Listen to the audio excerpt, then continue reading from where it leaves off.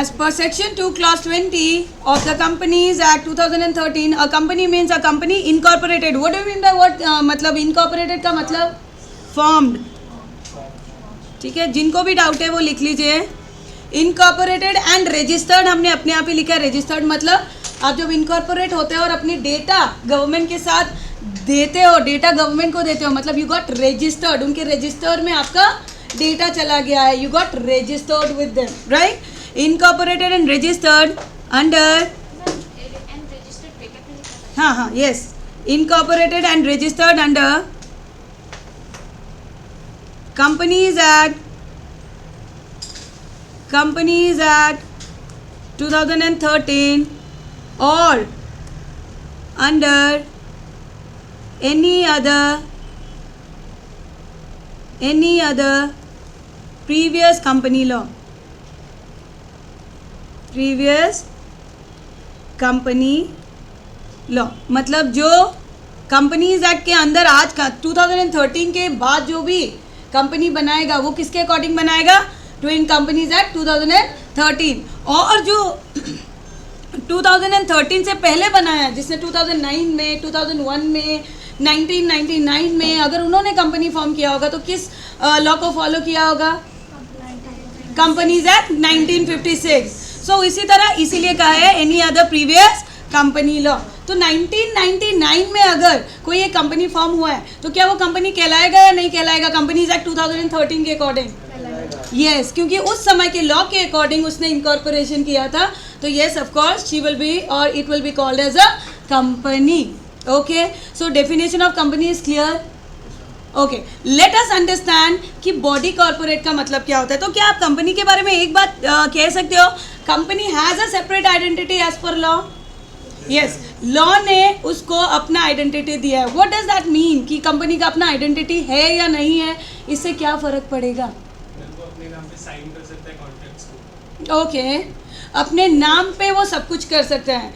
अगर उसके डायरेक्टर्स ने कोई गलती कर दी या कोई फाइलिंग नहीं किया है, एनुअल कंप्लायंसेस नहीं किया है, तो who will be held responsible? Company एक ऑफिस है, ठीक है.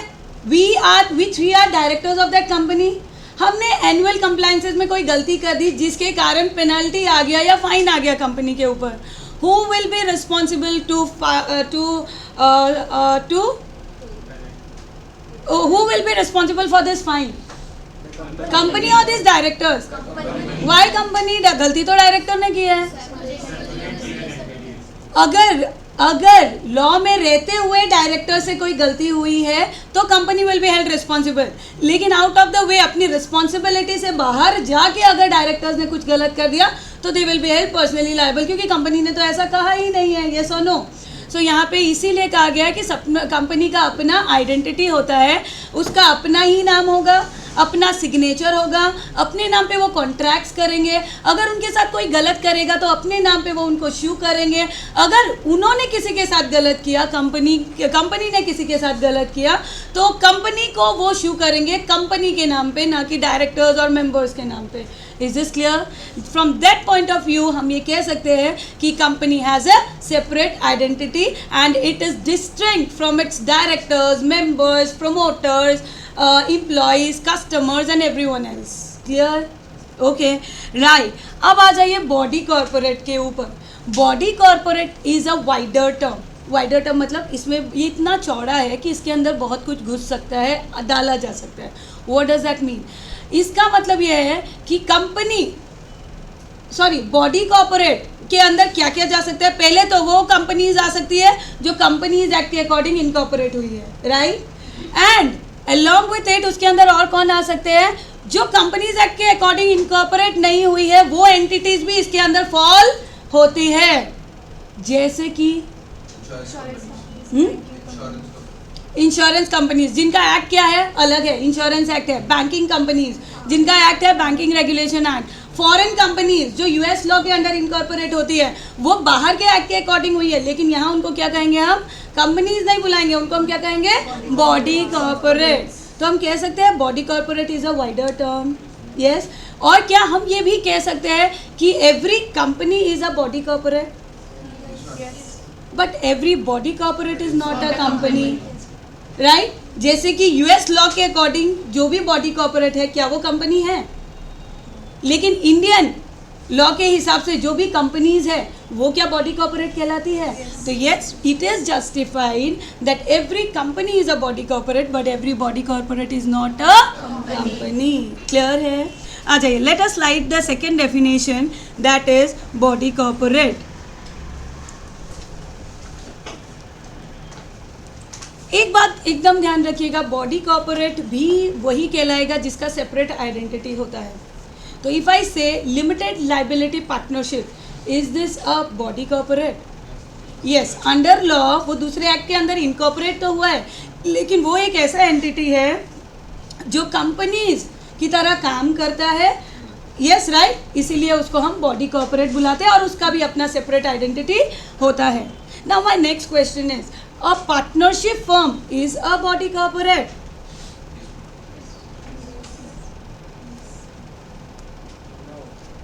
यस, यस और नो? पार्टनरशिप फर्म नाम सुना है? पार्टनरशिप फर्म का एक स्पेशल फीचर मैं आपको बता दूं कि पार्टनरशिप फर्म बनता है कुछ लोगों से मिलके पार्टनर्स बनते हैं जो कि एक गोल अचीव करना चाहते हैं, अपना प्रॉफिट मोटिव है वो कंप्लीट करना चाहते हैं, एक बिजनेस लेके चलते हैं and business is carried on by all और any of them acting for all. और पार्टनरशिप फर्म का एक स्पेशल फीचर ये भी है कि इसका आइडेंटिटी इसके पार्टनर से ही बनता है। Is this clear? तो आप मुझे बताइए, is partnership form a body corporate? Why? Because इसका अपना कोई आइडेंटिटी नहीं है। पार्टनर्स है तो फर्म है, पार्टनर्स चले गए तो फर्म भी खत्म हो गया। इसी के अगेंस्ट अगर कंपनी को देखें तो मेंबर्स या डायरेक्टर्स है तो भी कंपनी है, अगर आप वो नहीं भी है तो भी कंपनी का अपना नाम चलते रहेगा। ठीक है, कंपनी बॉर्न होता है लॉ के अंडर, वो डाई भी होता है लॉ के अंडर ही, लॉ के अकॉर्डिंग ही डेथ होगा। किसी के आने से, किसी के जाने से, लाइक मेंबर्स के आने से या डायरेक्टर्स के आने से या जाने से कंपनी के ऊपर इसका कोई इम्पैक्ट नहीं होगा। Is this clear? ओके, आ जाइए, body corporate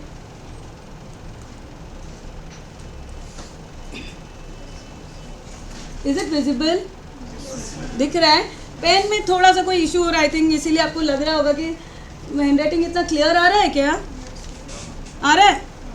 okay, the term body corporate लिख लेना है। The term body corporate,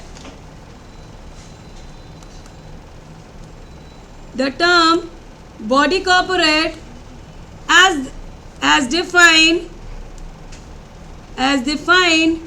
under section हम पूरा भी लिख सकते हैं, ऐसे भी लिख सकते हैं।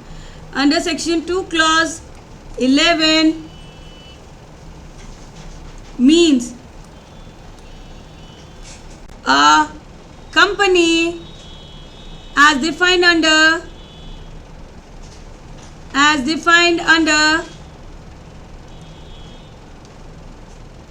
section 2 clause 20 of body corporate. The term body corporate as defined under section 2 clause 11 means a company as defined under Companies Act 2000 a company as defined under section 2 clause 20 of the Companies Act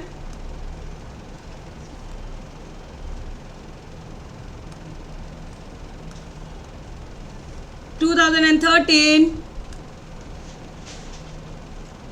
and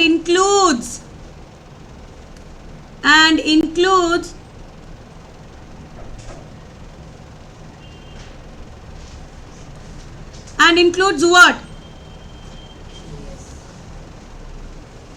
वो सभी जो incorporated under other act है, दूसरे act के अंदर भी है।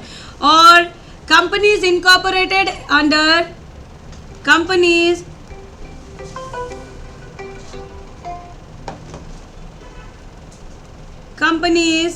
incorporated under any other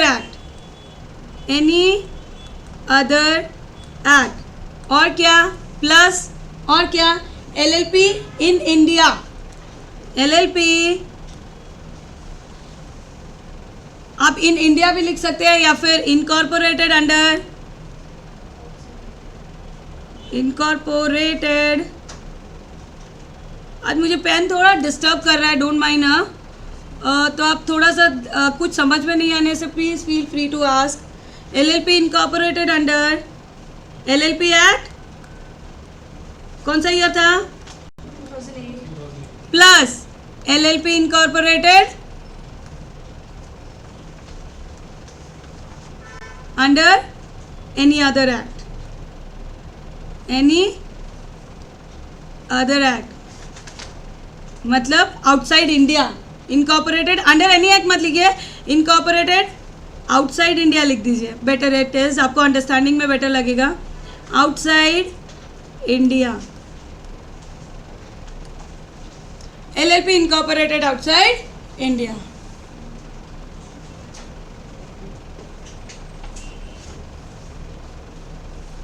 clear है?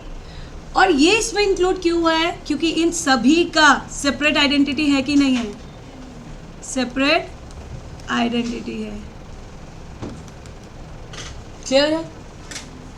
तो क्या है जो कि बॉडी कॉर्पोरेट में भी इंक्लूड नहीं होगा? Yes, but does not include, but नीचे लिखेंगे but does not include,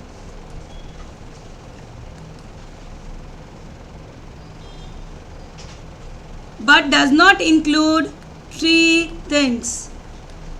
partnership act तो देखो, पार्टनरशिप तो इम्प्लाइड ही है, नहीं होगा। A sole corporation, a sole corporation,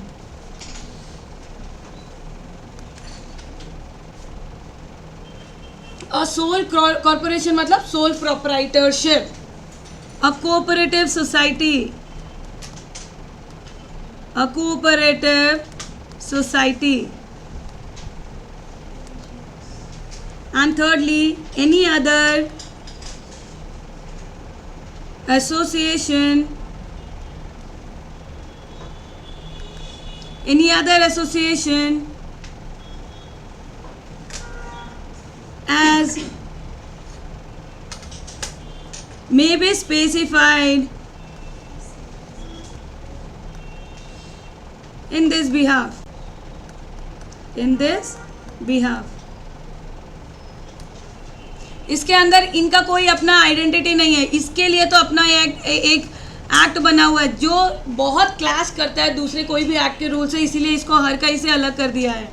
soul corporation का अपना आइडेंटिटी नहीं है, और एनी अदर एसोसिएशन एज में भी स्पेसिफाइड इन दिस बिहाफ का मतलब है गवर्नमेंट जब भी कोई भी एसोसिएशन को कह देगा कि आज से ये बॉडी कॉर्पोरेट नहीं है, तो वो बॉडी कॉर्पोरेट कहलाना बंद हो जाएगा। This is the definition of body corporate. So now you can identify, difference तो समझ में आ गया? Yes, body corporate and company के बीच का। Yes. What is the difference between a company and a body corporate? One similarity between a company and a body corporate. Separate legal identity and a perpetual succession. Perpetual succession नया word है, जब मैं अभी characteristic करेंगे company को तो इसको समझेंगे।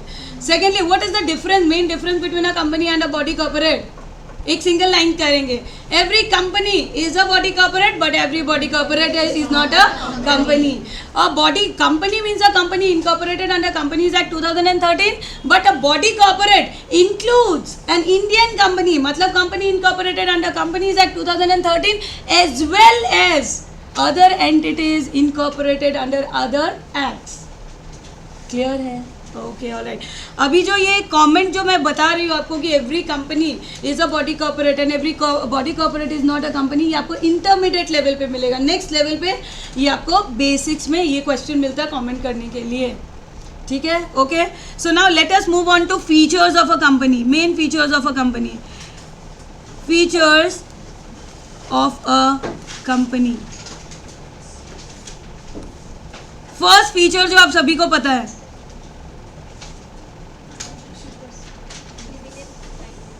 हाँ, लिमिटेड लाइबिलिटी। वो सबको पता है या जो डिस्कस कर लिया वो पहले करते हैं? यस, सेपरेट लीगल एंटिटी, या हम ऐसे कहते हैं company has a separate legal identity, या हम ये कहते हैं company is a separate legal entity.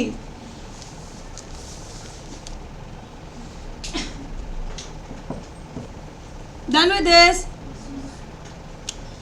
Company is a separate legal entity, ये कहते हैं इसीलिए कि company is distinct and separate from its members. A company is distinct and separate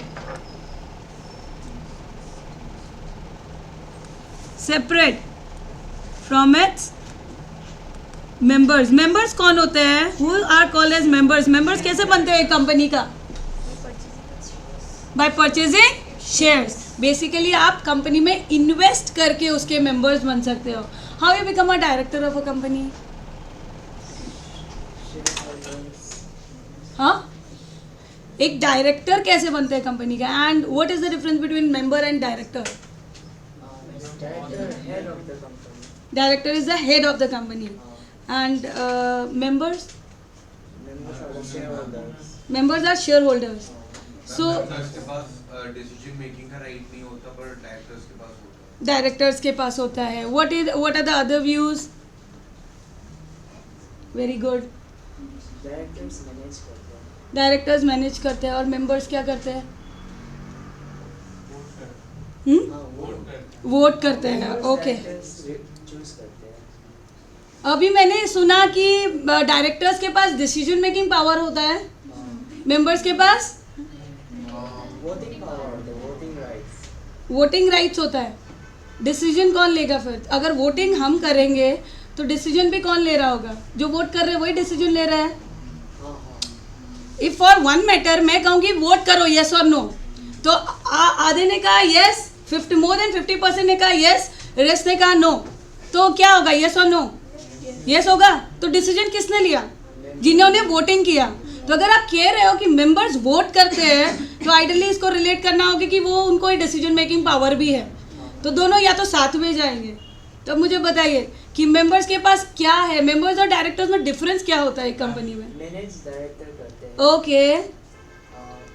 ma'am, directors company जब स्टार्ट हो रही होती है तब उनको साइन करना होता है एक लीगल डीड या फिर लाइक ऐसा लीगल पेपर्स पे साइन करना होता है to act as director. Yes, very good. Okay. Members वो होते हैं जो शेयर होल्डर्स होते हैं, वो अपना फंड डालते हैं कंपनी पे. Okay, very nice, very good view. मतलब आपको पता है.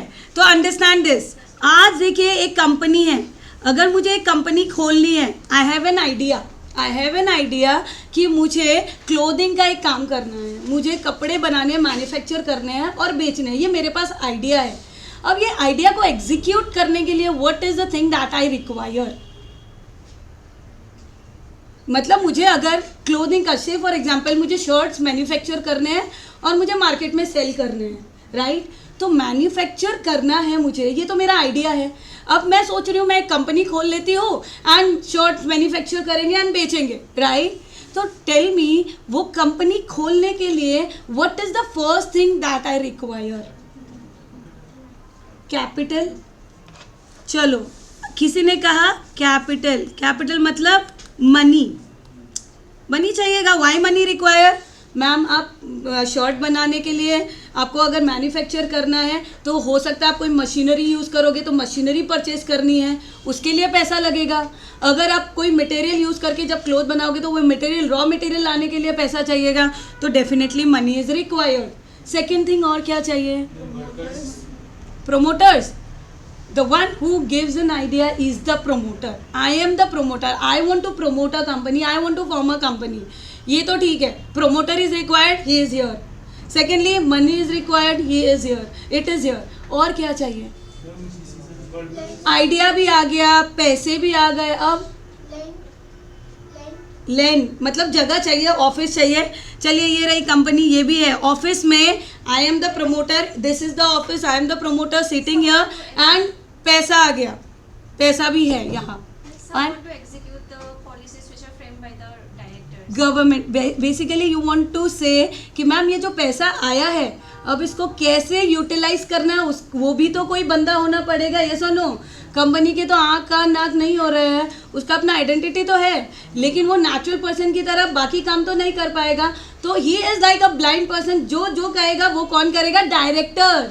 वो जो पैसे आएंगे उनको डायरेक्टर्स राइट डायरेक्शन में लगाएंगे, लॉ को फॉलो करते हुए लगाएंगे एंड उनसे क्या करेंगे, ये जितना भी काम, जो भी काम है ये काम होगा और उसके बाद क्या करेगा, फंड में प्रॉफिट बनेगा। यस और नो? तो देखिए जो मनी लेके आते हैं उनको हम कहते हैं इन्वेस्टर। क्या कहते हैं? इन्वेस्टर। बेसिकली मेरे पास एक्स्ट्रा पैसा पड़ा था और मैंने क्या किया, पैसा यहाँ लगा दिया। क्यों लगाया? क्योंकि मैं आज यहाँ 100 दूंगी तो ये कंपनी मुझे प्रॉमिस कर रही है हम इस 100 को 200 बना के आपको देने वाले हैं, तो बहुत ही अच्छी बात है। ये no, it was idle fund जो मैंने यहाँ पे डाल दिया। तो ये जो कर रहा है वो इन्वेस्टर। अब जो कंपनी के कहने पे एज एन एजेंट उनसे काम करेंगे, they are called as director. ये कैपिटल को डायरेक्शन चाहिए। क्या चाहिए? Right direction. जो कौन देने वाला है? डायरेक्टर। यस और नो? तो डायरेक्टर्स और इन्वेस्टर्स में यही फर्क है। ये दो वो हाथ है कंपनी के जिनके बिना कंपनी नहीं चलेगा। एक हाथ कहता है कि फंड नहीं आएगा तो रॉ मटेरियल नहीं आएगा तो काम नहीं होगा। दूसरा कहता है अगर फंड आ भी गया तो अगर वो प्रॉपरली यूटिलाइज नहीं हुआ, चैनलाइज नहीं हुआ, तो फिर वो फंड आने का क्या फ़ायदा है। तो दोनों हैंड इन हैंड चलना बहुत ज़रूरी है।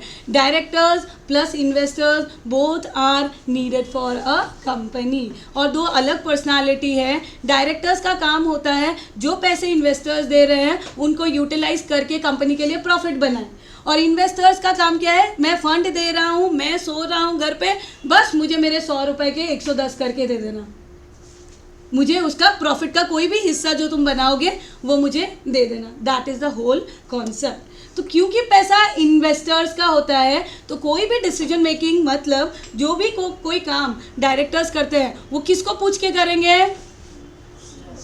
शेयर होल्डर्स को कहेंगे कि हम आपका पैसा इस तरीके से यूटिलाइज करना चाहते हैं, आपको कोई प्रॉब्लम तो नहीं है ना। तो इसी के लिए हम उनकी मीटिंग बुलाते हैं, उनसे वोट कराते हैं और उनसे पूछते हैं कि हम आपका पैसा इस प्रोजेक्ट में लगाना चाहते हैं, यहाँ से ये काम करना चाहते हैं, तो क्या आपको कोई दिक्कत तो नहीं है। तो इन्वेस्टर्स अपने पैसों को लेके क्या करते हैं, उनको सही लगता है तो वोटिंग में यस कहते हैं, गलत लगता है तो नो कहते हैं। अकॉर्डिंगली वो काम होता है। तो बेसिकली हम ये कह सकते हैं investors are the owners of the company. उनके डिसीजन मेकिंग पे ही कोई काम डिपेंड करता है। अगर वो हाँ कहेंगे तो ही होगा, नहीं तो नहीं होगा। और डायरेक्टर्स के लिए है, directors are the agents of the company. वो कंपनी को क्या कहते हैं, कंपनी के लॉ के अकॉर्डिंग जैसे जैसे चलाना है वो उसको चलाते हैं। Is this clear? Difference between a director and a member, difference समझ में आ गया? Okay, let us move. Company is a distinct and separate from its members. Members को से क्यों कहा गया है? क्योंकि they are considered as owners of the company.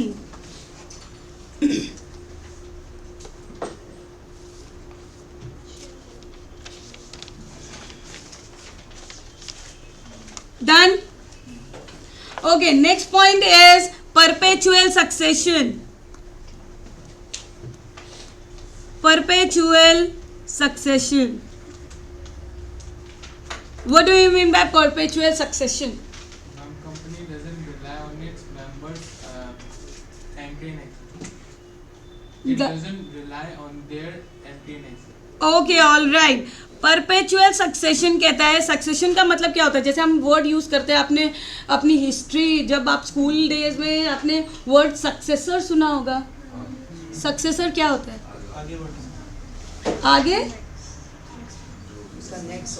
Next वाला। जैसे आज मैं जाऊंगी तो इस गद्दी में कोई और बैठेगा, फिर वो जाएगा तो कोई और, मतलब आगे के सक्सेसर्स, आगे की जनरेशन उसको लेके आते रहेंगे। यस और नो? तो परपेचुअल मतलब जो कभी खत्म नहीं होता है, जो कभी खत्म नहीं होता है, जो कभी खत्म नहीं होने वाला सक्सेशन रहता है। परपेचुअल सक्सेशन मतलब कि कंपनी में जिनकी भी पोजीशन है, डायरेक्टर्स की है या इन्वेस्टर्स की है, वो लोग आएंगे और अगर वो नहीं रहे तो कोई और उनकी जगह आएगा, फिर वो चले गए। ABC अगर बैठा है, ABC जाएगा तो कौन आएगा? XYZ आ जाएगा। अगर वो लोग जाएंगे तो PQR आ जाएगा। तो कोई ना कोई उस गद्दी को लेने के लिए रेडी है। तो किसी के रहने ना रहने से कंपनी के एग्जिस्टेंस पे कोई इम्पैक्ट आने वाला नहीं है। जो पैसे देने वाले हैं, अगर वो सारे के सारे, if a company has 4 members ABCD, चारों मर गए तो अब कंपनी को फंड कौन देगा? If a company has 4 members, अगर एक्स लिमिटेड एक कंपनी है, if there is a company X limited, उसके 4 मेंबर है, कौन है? A B C D, and उसके 3 डायरेक्टर है, ये कौन है? मेंबर्स। मेंबर्स कौन होते हैं अभी अभी पता चला? डायरेक्टर्स है एक्स वाई जेड, ठीक है। अगर मुझे बताइए चारों के चारों ए बी सी डी मर गए तो क्या कंपनी खत्म हो जाएगी? क्यों? फंड कहाँ से आएगा? There shares will be reissued. Okay, all right, very good. अगर आप कोई कंपनी के शेयर्स लेते हो तो एक नॉमिनी वर्ड आता है, तो आप किसी को ना नॉमिनी तो बना के रखते हैं ना हम हमेशा, तो हमारे बाद उनको मिल जाएगा। मतलब ए बी सी डी की जगह पी क्यू आर एस आ जाएगा उनके नॉमिनीज। यस और no?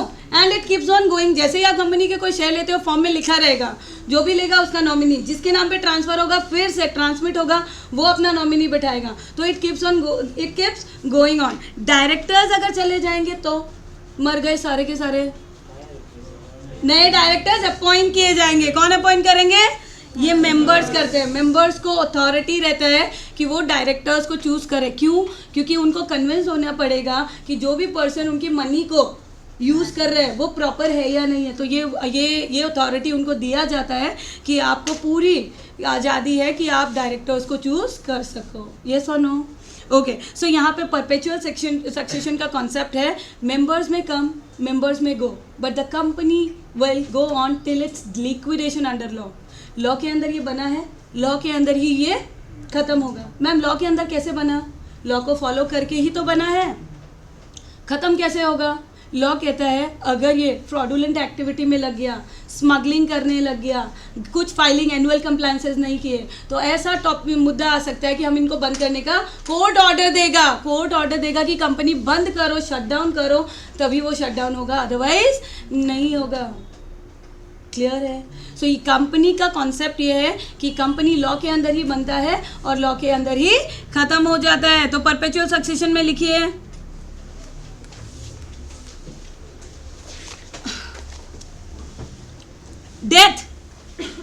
Death, insolvency, insanity. What do you mean by insanity? पागलपन, etcetera of any member does not affect the existence of the company.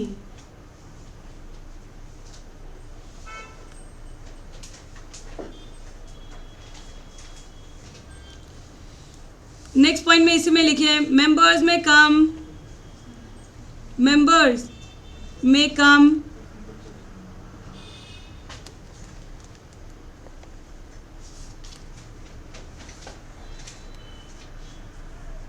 Members में कम, कमा, members में गो, मेंबर्स में go, but the company shall go till its liquidation under law. The company, the members may come, members may go, but the company shall go till its liquidation under law. Under law. Till its liquidation under law. Yes. Members may come. Members does not affect the, उसके बाद क्या लिखा वो company? The existence of the company.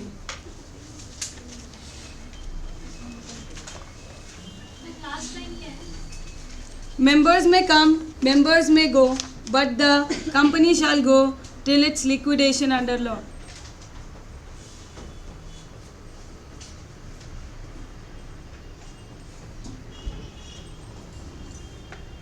Done. Point number 3. Limited liability. Limited liability. Limited liability किसका? Of members. Company के सबसे अच्छा feature है वो जो इसको पार्टनरशिप से अलग करता है, is that company, the member of the company has limited liability. What does it mean? एक कंपनी में जब आप इन्वेस्ट करते हो, जैसे एक कंपनी का मैंने शेयर ले लिया, जैसे रिलायंस इंडस्ट्रीज़ का एक शेयर लिया मैंने, उसका शेयर है, एक शेयर है 100 रुपये का। लेट्स टेक इट बहुत इजी एग्जांपल से लेते हैं। रिलायंस इंडस्ट्रीज़ का एक शेयर है 100 रुपये का जो मैंने ले लिया, तो उन्होंने ये 100 रुपये का जो शेयर है उससे जो पैसा मुझसे ये 100 रुपये लेना है, उन्होंने उसको 4 पार्ट में डिवाइड कर दिया। कैसे डिवाइड किया? Application money, first call, second call and final call. तो इन्होंने एप्लीकेशन में मुझसे 30 रुपीज़ लिए, उसके बाद मुझसे 20 rupees, then also 20, then 30 final call में। उन्होंने ऐसा डिवाइड किया कि वो मुझसे ये 100 रुपये इस तरीके से लेंगे और इस तरीके से जो भी उनके मेंबर्स बनेंगे उनसे ये इसी तरह कलेक्शन करेंगे, application money, first call, second call and final call.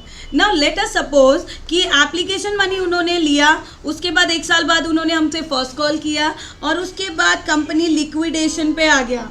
Liquidation मतलब बंद होने की कगार में आ गया, मतलब कंपनी लॉसेस कर रहा होगा, कंपनी ने स्मगलिंग, फ्रॉडुलेंट एक्टिविटी कुछ भी किया होगा, तो कंपनी को ऑर्डर आया शटडाउन, बंद होने का। तो अब मुझे बताइए कि अब कंपनी क्या, मैं इसकी अगर P1 उसकी मेंबर है तो कंपनी क्या मुझे कॉल करके मुझसे कोई भी पैसे मंगा सकती है? नहीं मंगा सकती है। क्यों नहीं मंगाएगी? क्योंकि मेरी लायबिलिटी लिमिटेड है, इसीलिए। जितना दिया है उतना ही रखेगी और ये जो नहीं दिया है वो नहीं ले सकती है। मंगा सकते हैं, second call and final call का मंगा सकते हैं। लेकिन ऐसा देखिए कि कंपनी का एसेट तो है 2000 रुपये का और कंपनी का लायबिलिटी है 20,000 रुपये का, तो कंपनी को अब और पैसे चाहिए। कंपनी मुझसे 100 रुपये, ये जो इन पैसों के अलावा और कह रही है कि आपको 50 और देना पड़ेगा एक्स्ट्रा, क्योंकि हमारे एसेट को कवर करना है, राइट? या हमारी लायबिलिटी, एसेट कवर नहीं कर पा रहे हैं लायबिलिटी को, तो हमारी लायबिलिटी चुकाने के लिए आपको और देना पड़ेगा 50 रुपया। Are you bound to give that 50 rupees? लेकिन क्या ये 50 रुपीज़ देने के लिए आप बाउंड हो? यस, बिकॉज 100 रुपीज़ का अपने लायबिलिटी डे 1 में ले लिया था कंपनी से कि मैं आपको 100 रुपये तो दूंगा ही, तो ये लायबिलिटी आपकी 100 तक लिमिटेड है। इसको कहते हैं लिमिटेड लायबिलिटी। आप जो लायबिलिटी ले रहे हो वो लिमिटेड है और वो आपने जितना लिया है उतना ही है। आपको डे 1 से पता है कि मुझे कंपनी को एक्चुअली में टुवर्ड्स द होल लाइफ कितना पैसा देना है। इसको कहते हैं लिमिटेड लायबिलिटी। तो अचानक से कंपनी का है कि हमारा लायबिलिटीज़, हमने मार्केट से इतना सारा पैसा उठा लिया था और वो हमारे एसेट पे ऑफ नहीं कर सकते हैं, आपको हमको देना पड़ेगा क्योंकि you are the member of the company. तो आप उस समय कह सकते हैं ठहरो company, my liability is limited, so मैं आपको 100 रुपये देने के लिए बाउंड हूँ, उसमें से 50 रुपये मैंने ऑलरेडी आपको दे दिया है। Now I will give you rest of the 50 जो मेरी लायबिलिटी है, बस उतना ही दूंगा, उसके बाद बाकी आप जानो, आपका काम जाने। तो मैम ये बाकी जो लायबिलिटी है वो कैसे चुकाएगी कंपनी? कंपनी ऐसे अपने एसेट से जितना चुका सकती है वो चुका लेगी। बाकी जिन्होंने भी उनके दिए क्रेडिटर्स है, उनका बेड डेट हो गया, उनका बेड डेट हो गया। होता है ना कि मेरे मार्केट में पैसे डूब गए, वो ऐसे ही डूब जाता है। क्लियर है? समझ में आ रहा है? सो यहाँ पे अंडरस्टैंड दिस, मेंबर्स पहले दिन शेयर्स कंपनी के लेके उसने अपनी लायबिलिटी पता चल गई है और वो सुकून की नींद सो रहा है कि कंपनी चाहे जिए चाहे मरे, मेरी लायबिलिटी टुवर्ड्स द कंपनी इतने पैसे हैं जो मैंने जोड़ के रखे हैं। It is called as limited liability. Company की एक्स्ट्रा लायबिलिटी है वो कहाँ से चुकाई जाएगी? उसके एसेट से, उसके प्रॉफिट से, कहीं से भी चुकाएंगे, लेकिन members are not bound to give the, अब जितना उन्होंने लायबिलिटी लिया उससे ज़्यादा देने के लिए वो लोग बाउंड नहीं है। Is this clear? Okay, so limited liability में लिखिए members of company, members of company cannot be held liable for the debts of the company.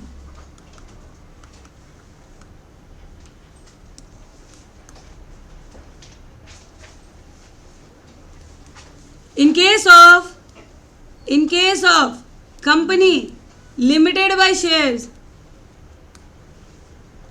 in case of company limited by shares, जो भी company shares issue करती है उसको हम क्या कहते हैं? Company limited by shares, limited by shares. The liability of members, the liability of members is limited up to the amount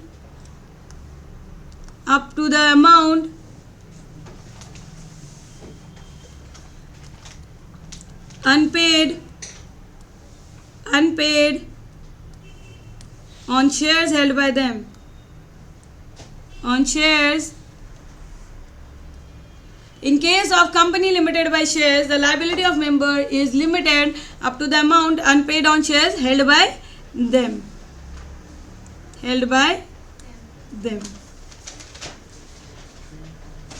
In case of company limited by shares, the liability of members is limited up to the amount unpaid on shares held by them.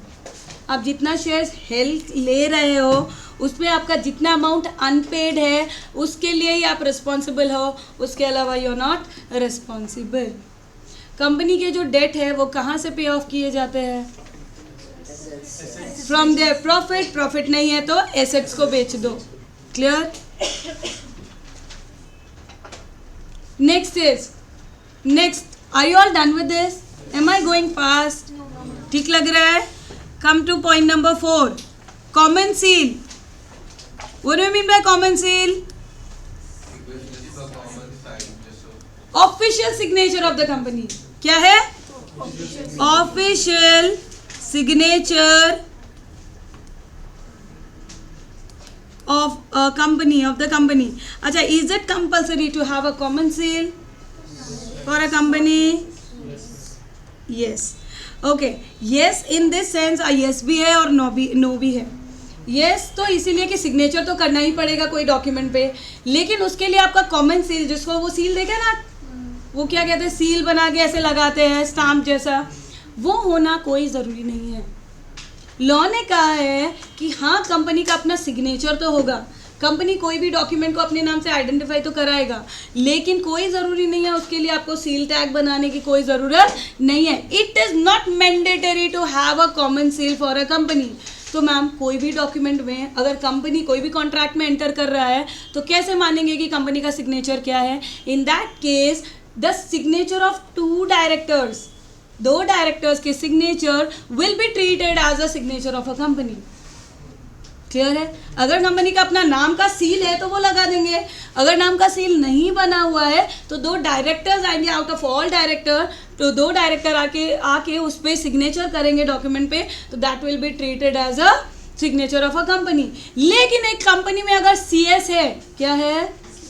CS means what? Company secretary. अगर वो है तो एक director plus that compliance officer, that is company secretary का signature होना ज़रूरी है. That will be treated as a signature of a company. Clear है? सो हमको अगर कोई ये कहे कि is it mandatory to have a common seal for a company, your answer will be no, it is not mandatory to have a common seal of a company. If the company opt not to have a common seal, then the signature of 2 director or 1 director plus CS if appointed will be treated as a signature of a company. Clear? चलिए लिख लेते हैं.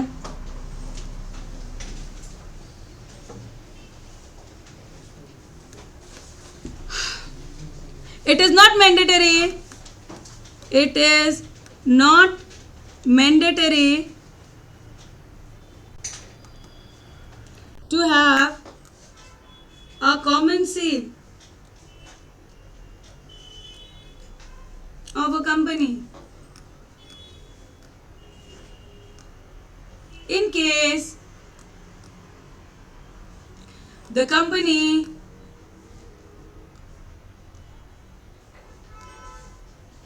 does not have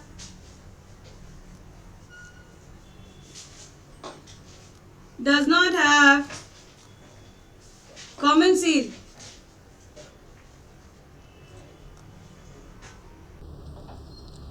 The signature of two directors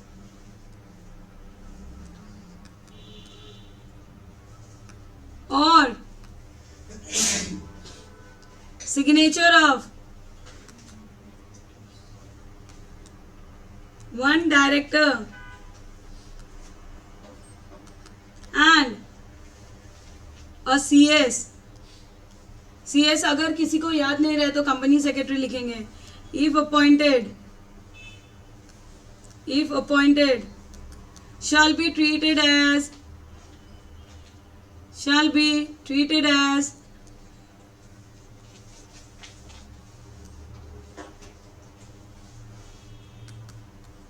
signature of company.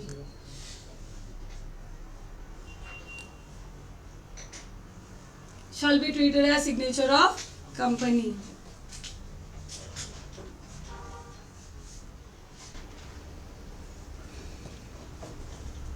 Okay, transfer of shares. Another one more feature of a company is transferability of shares. क्या company के share जब भी आप खरीदोगे तो क्या आप उसको ट्रांसफर कर सकते हो? जब चाहो तब कर सकते हो. कब करोगे?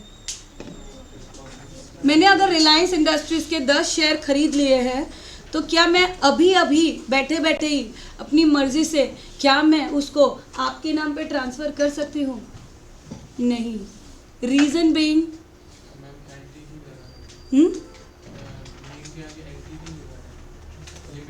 लिमिटेड लगाना है.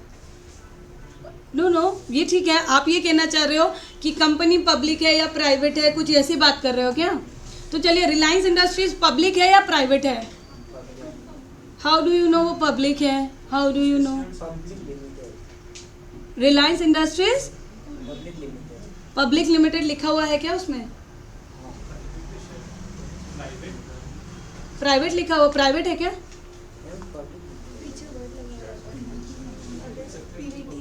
How do you get? कोई भी कंपनी फॉर दैट मैटर, अगर कोई भी कंपनी हो, आपको कैसे पता चलता है कि ये पब्लिक कंपनी है या प्राइवेट कंपनी है? प्राइवेट के आगे पीवीटी लिमिटेड, प्राइवेट लिमिटेड लिखा हुआ रहेगा और पब्लिक के आगे पब्लिक लिमिटेड और लिमिटेड, ओनली वर्ड लिमिटेड. अगर कोई भी कंपनी के आगे only word limited is written, that means it is a public company. और अगर किसी के आगे प्राइवेट लिमिटेड लिखा हुआ है तो that is a private company. नाम से इतना ही अंदाजा होगा आपको. क्लियर है? नाम से ये पता चल जाएगा. तो रिलायंस इंडस्ट्रीज लिमिटेड लिखा हुआ है, इट इज़ अ पब्लिक और अ प्राइवेट?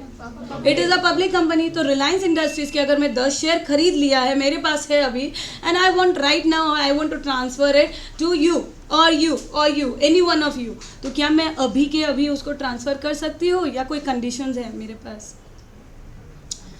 पब्लिक कंपनी के transfer shares can be transferred at any time. किसी को भी कभी भी मैं ट्रांसफ़र कर सकती हूँ. क्लियर? तो in fact for that matter, private हो चाहे पब्लिक हो, कंपनी के शेयर्स आपने लिया है तो transfer of shares is it feature के अंदर है कि वो शेयर्स ट्रांसफ़र तो हो ही सकते हैं. पब्लिक कंपनी के shares can be transferred at any time freely to anyone.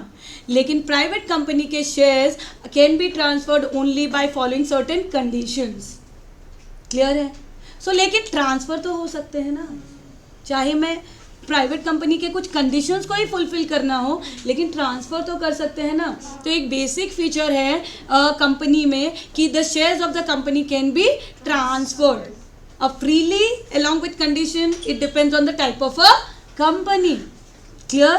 तो हम ये कह सकते हैं transfer of shares is it's next feature. Feature number 5,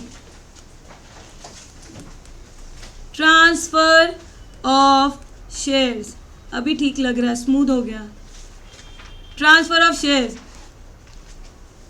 the shares of a public company can be freely transferable.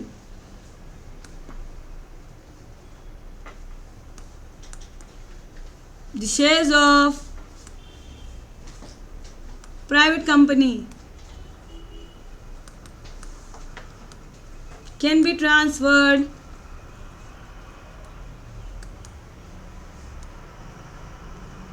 by following certain conditions.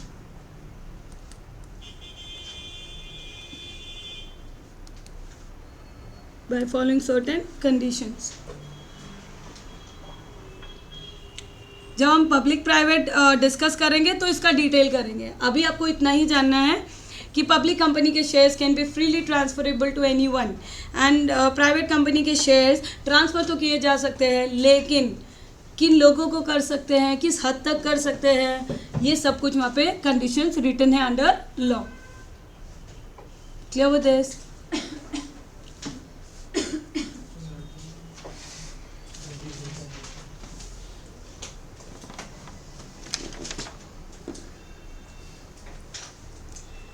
Next, last feature is artificial legal person.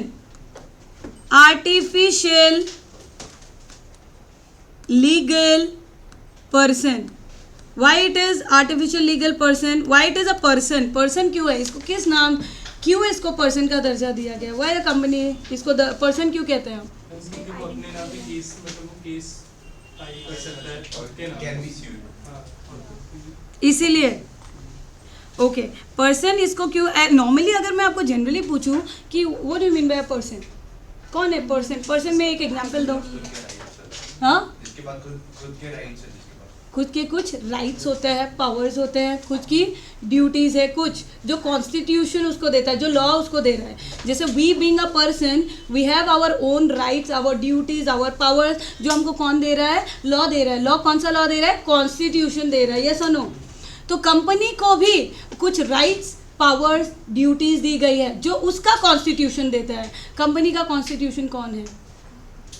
Company act 2013. तो by that, क्योंकि उसके पास भी rights and अपनी rights and powers है हमारी तरह, उसकी भी अपनी कुछ duties and liabilities towards other है, इसी के तौर पे लॉ ने उसको भी एक पर्सन का दर्जा दिया है. Why it is called as artificial legal person. Artificial क्यों है? Because it is not natural like us. इसको क्रिएट किया गया है, इसीलिए इसको हम कहते हैं आर्टिफिशियल. लीगल क्यों? लॉ ने बनाया, इसीलिए लीगल है. It is artificially created by law and is treated as a person, इसीलिए हम इसको क्या कहते हैं?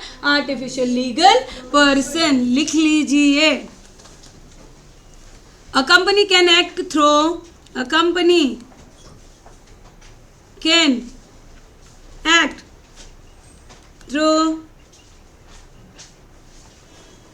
through human agent. Human agent कौन है? human agent? Yes, called directors.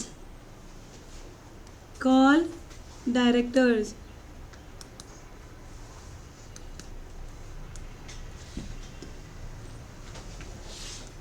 It is created. It is created by law. It is created by law. It can contract, sue and be sued. Be sued in its own name. In its own name. In its own name.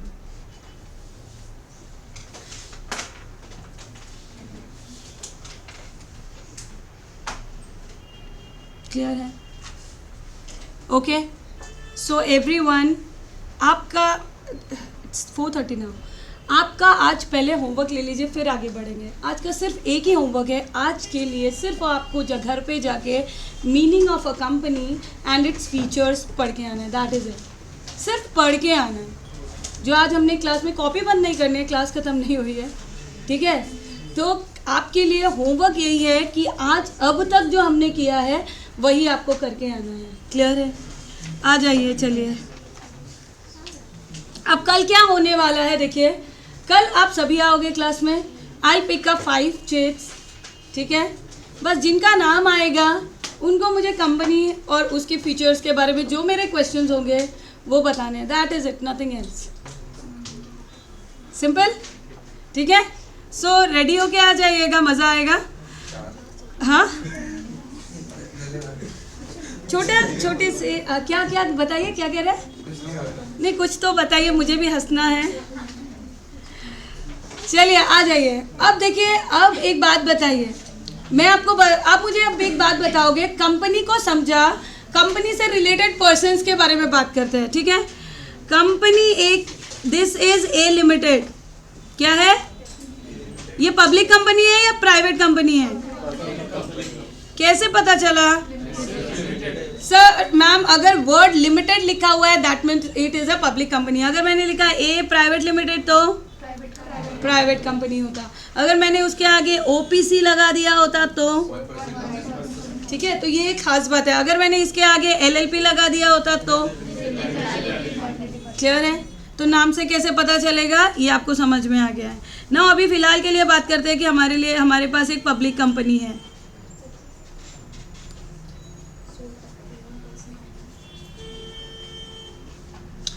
Okay, आ जाइए। एक company से related persons की बात करते हैं। सबसे पहला person कौन है कंपनी का? हाँ, डायरेक्टर्स। दूसरा शेयर होल्डर्स। शेयर होल्डर्स कौन होते हैं? शेयर होल्डर्स को हम इन्वेस्टर भी कहते हैं, उसको हम मेंबर्स भी कह सकते हैं, उनको हम ओनर्स भी कह सकते हैं, बहुत सारे नाम से जाने जाते हैं, ठीक है। तीसरा और कौन रिलेटेड है पर्सन? हाँ, डिबेंचर होल्डर्स। हुआ डिबेंचर होल्डर्स? हाँ, who buys the debenture of the company? Debenture क्यों बाई करेंगे? हाँ, रिस्क नहीं लेने के लिए डिबेंचर। डिबेंचर लेने से आपका क्या मकसद है? मतलब आपने क्या किया है कंपनी के साथ, कैसा कॉन्ट्रैक्ट किया है? आपने कंपनी को आइडियली एक लोन दिया है। जब आप पब्लिक कंपनी को लोन देती है तो इसके अगेंस्ट कंपनी उसको एक डिबेंचर इशू करती है। वो ये कहता है कि मैंने आज आपसे लोन लिया कंपनी को, मैं आपको ये इंटरेस्ट देते रहूंगा और एक टाइम के बाद मैं आपको अपने पैसे भी दे दूंगा। उसको कहते हैं redemption of debentures, right. It may be 3 years, it may be 5 years, it may be 8 years।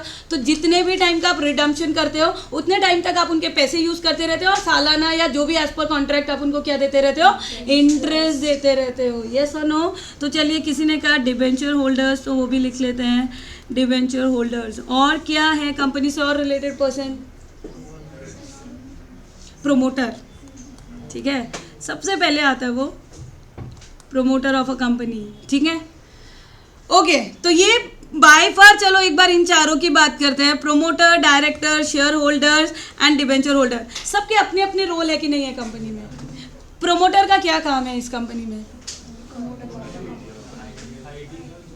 Idea देते हैं। आज जो आइडिया लेके आता है ना कि मुझे ये काम करना है, इसको किस तरीके से करना है, इसको चालू करने के लिए कंपनी को कैसे फॉर्म करना है, किस किस पर्सन से कांटेक्ट करना है, क्या गवर्नमेंट के साथ फाइलिंग करना है, तो जो भी बंदा एक आइडिया लेके आता है और उसको एग्जीक्यूट इम्प्लीमेंट करके कंपनी को फॉर्म करता है, उसको सीधा सीधा क्या कहते हैं? Promoter of a company. Clear है? सो ए लिमिटेड अगर एक कंपनी है और मैं यहाँ से पूछूँ आप कौन कौन प्रोमोटर बनना चाहते हो इस कंपनी के? मतलब मान के चल लीजिए हम शुरू कर रहे हैं, ए लिमिटेड एक कंपनी बनाना है, तो हमको 4 प्रोमोटर के नाम चाहिए। 4 मतलब रैंडम मैंने लिया, प्रोमोटर कितने भी हो सकते हैं। बताइए कौन कौन आना चाहते हैं? इसी बहाने हम एक दूसरे का नाम भी जानेंगे। बताइए 4 प्रोमोटर आ जाइए। कुछ नहीं मांगने वाले हम यहाँ आपसे, खाली नाम ही चाहिए। हाँ, कोई इन्वेस्टर बनेगा तो पैसा नहीं मांगेंगे, खुल के। Yes, tell me. I am first promoter, मैं हूँ प्रिया एंड शान। स्पेल कीजिए SHAAN। हाँ, ओके, शान एंड कोई क्वेश्चन भी नहीं पूछा जाएगा, डोंट वरी, आपका नाम लिया जा रहा है, वरना मैं XY लूंगी। समीर, मुझे अच्छा लगता है ये नाम समीर। एंड कौन है समीर? आया ही नहीं है। अरे वाह, ये आइडिया देना नहीं है और प्रमोटर बन जाना है, ऐसा नहीं चलेगा। हाँ, प्रैक्टिकल व्यू लेंगे, ऐसे थोड़ी होगा। नहीं, नो, समीर को बोलना आइए फिर प्रमोटर बनेंगे। नेक्स्ट, और प्रगति, वेरी नाइस। प्रगति और Neha, Sneha, SNEHA, okay, Sneha. 4 promoter मिल गए। नाउ डायरेक्टर कोई आ जाइए। हाँ, टेल मी। कृषिता, कृषिका और कृषिता?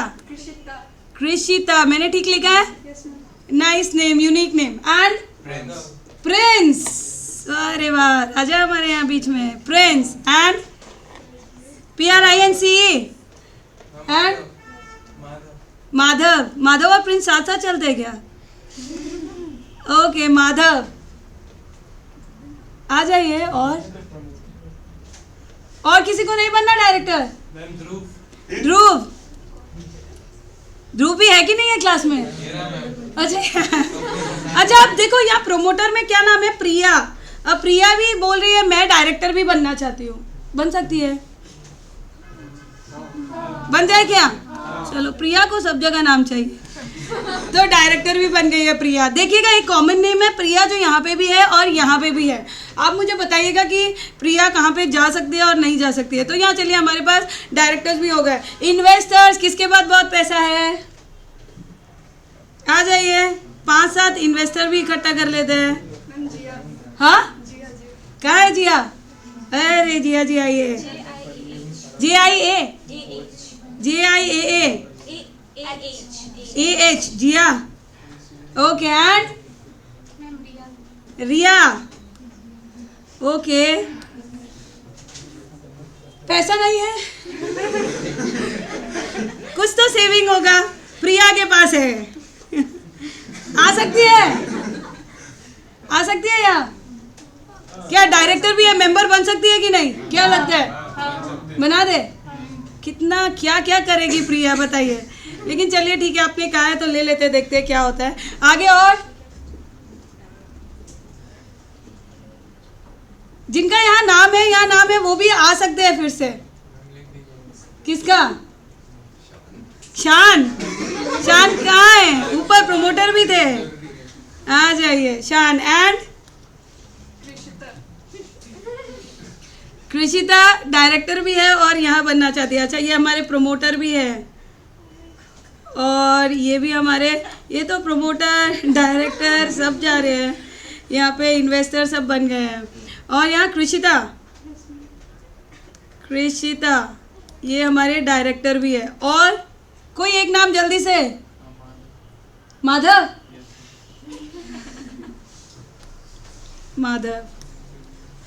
माधव हमारे क्या थे? डायरेक्टर।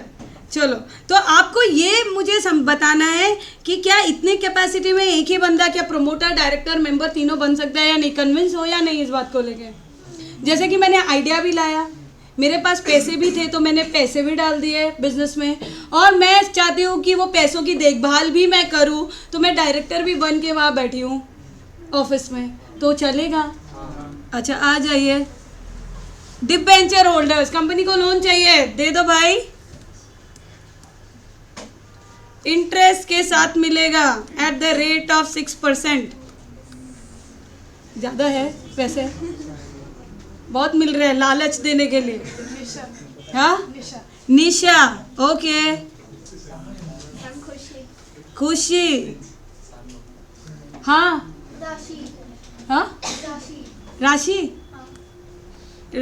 प्रिया आ रही है।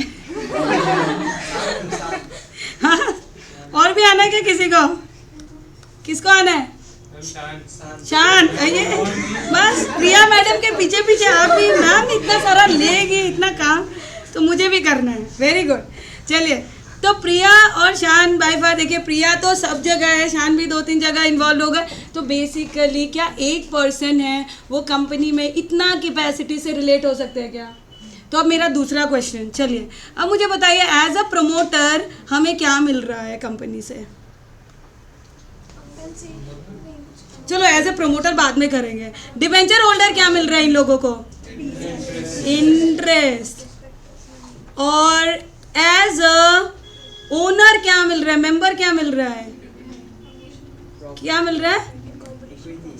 इक्विटी मिल रहा है, डिविडेंड। यस, रिटर्न जिसको कहते हैं, क्या कहते हैं? रिटर्न मतलब डिविडेंड, डिविडेंड मिल रहा है। एज एन डायरेक्टर क्या मिल रहा है? सैलरी। बहुत छोटा नाम है डायरेक्टर्स के लिए, एम्प्लॉय को भी सैलरी, डायरेक्टर को भी सैलरी। यस, काम करने का उनको सैलरी मिल रहा है, लेकिन सैलरी का अपग्रेडेड नाम दे दिया रेम्यूनरेशन। वर्ड सुना है क्या? रेम्यूनरेशन। काम कर रहे हो तो मेहनत आना तो मिलना ही पड़ेगा। तो एम्प्लॉय को हम देते हैं वो सैलरी वर्ड है, इनको ज़्यादा बेटर वर्ड दे दिया रेम्यूनरेशन। सुन के थोड़ा स्टैंडर्ड का लगता है कि नहीं सुन के? तो इसीलिए नेक्स्ट एज अ प्रमोटर क्या मिल रहा है? इनकॉर्पोरेशन कॉस्ट नहीं। प्रमोटर अपनी मर्जी से सब कर रहा है तो वो कॉस्ट बिल्कुल उसको नहीं मिलेगा। जब तक कंपनी अपनी इच्छा से नहीं देगी तो मांगेगा, कुछ नहीं मांग सकता है। देखो प्रमोटर और कंपनी का रिलेशन कैसा होता है? पेरेंट्स और बच्चे के जैसा, राइट? जब हमारे पेरेंट्स हमारे पेरेंट्स हैं, जब हमको जन्म देते हैं, हमको हॉस्पिटल से लेके आते हैं, हमारा खाना, खर्चा, पढ़ाई सब कुछ करते हैं। जब आप 22 साल के या 25 साल के बन के सीए बन जाते हो तो वो एक लिस्ट निकालते हैं कि देख बेटा या बेटी, तेरे बचपन से अभी तक हमने इतना खर्चा दिया है, अब तुझे मुझे देना है। ऐसा होता है क्या? या वो मांग भी सकते हैं क्या?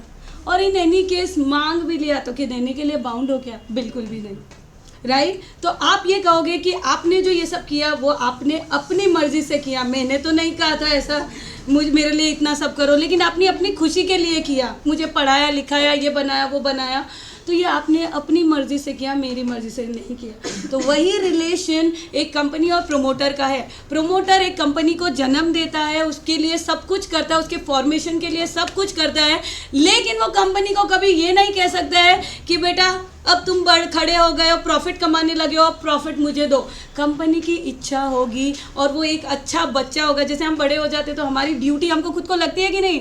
पेरेंट्स ने हमारे लिए इतना सब कुछ किया, हमको उनकी देखभाल अब करनी ही करनी है, हमको जो बनाना है उनके लिए बनाना है कि नहीं है? लेकिन कहीं आपने सुना होगा, मूवीज़ देखी होगी, कोई बच्चे ऐसे भी होते हैं जो पेरेंट्स को छोड़ के चले जाते हैं, ये सुनो। तो ये उस कंपनी, वो बच्चा है कि वो उसको अच्छा होना है या बुरा होना है, ये कंपनी पे डिपेंड करता है कि वो प्रमोटर को कुछ देगा या नहीं देगा। अगर वो देगा तो क्या देगा? प्रॉफिट का परसेंटेज। क्या देगा? प्रॉफिट का एक परसेंटेज, एक हिस्सा देता है। क्योंकि देखो ना, आज देखो प्रिया जो प्रमोटर है वही डायरेक्टर है, वही इन्वेस्टर है, वही अगर डिबेंचर होल्डर भी है, तो वो कंपनी से जुड़ी हुई है कि नहीं है? तो ये जानती है, वो जाके कंपनी के कोई भी मीटिंग में ये कहेगी कि नहीं कि प्रमोटर ने इतना सब कुछ किया हमारे लिए, उसको कुछ ना कुछ तो देना ही चाहिए हमको। तो डेफिनेटली प्रमोटर को कंपनी अपनी मर्जी से कुछ परसेंटेज देती है, लेकिन प्रमोटर कभी भी ये नहीं कहेगा इनकॉर्पोरेशन में, फॉर्म फाइलिंग में, ऑफिस बनाने में, फर्नीचर लाने में इतना पैसा लग गया है तो अब तुमको देना पड़ेगा। प्री इनकॉर्पोरेशन जो भी पैसा है वो अपनी मर्जी से लगाया गया है, that can not be claimed by the promoter. Company की खुशी है तो वो देगी, नहीं देना है तो नहीं देगी। Is this clear? तो प्रमोटर को क्या मिलता है? प्रॉफिट का एक हिस्सा मिलता है। तो आपको क्लैरिटी आया कि एक ही बंदा है जो कंपनी से बहुत जगह से जुड़ सकता है, बहुत तरीके से जुड़ सकता है। तो अब एक प्रिया, मैडम प्रिया है, वो कंपनी से क्या क्या ले रही है? क्या क्या ले रही है? पहला profit percentage, secondly as a director, third, fourth interest. और मैं तो मल्टी टास्कर हूँ एकदम, एम्प्लॉय भी बन गई हूँ वहाँ पे। और एज एन एम्प्लॉय क्या मिलने वाला है? सैलरी। तो अब देख रहे हैं कितना कुछ लगाया तो कितना कुछ मिल भी रहा है। खराब लग रहा है क्या? हाँ, तो ये केस लॉ था। क्या केस था? Salomon versus Salomon and company limited.